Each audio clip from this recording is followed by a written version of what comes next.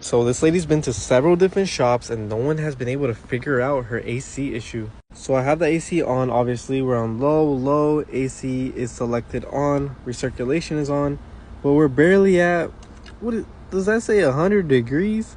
So basically this thing is not cooling at all. Like I said, lady says she went to different shops. They put a new compressor in as well, and that compressor is not on. As we can see, it is off. So I'm gonna check for power and ground at the compressor connector, which is that loose connector that's right there in blue. You guys see it? We're checking for power and ground. So had to pull up a wiring diagram to show you guys. We got our AC compressor right here, we got the clutch right here, and we got some other valve that's not important right now. The clutch does have ground, does not have power. This valve right here does have power, and it does have ground from the CPU. Now we gotta find out why don't we have power here on this connector, this pink wire.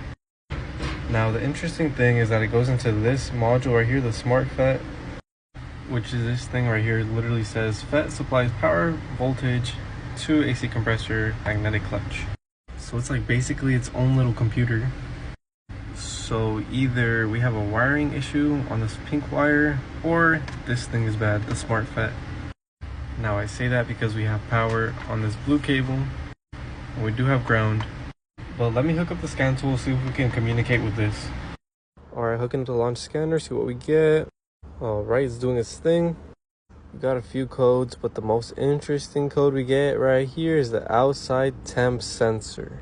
Outside temp sensor, current. So let's check it out. There is the temperature sensor, and that is not good. So we can actually see that the wires are cut.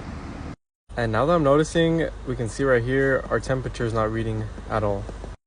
Remove the bumper, and we're gonna have to connect this wire and that wire.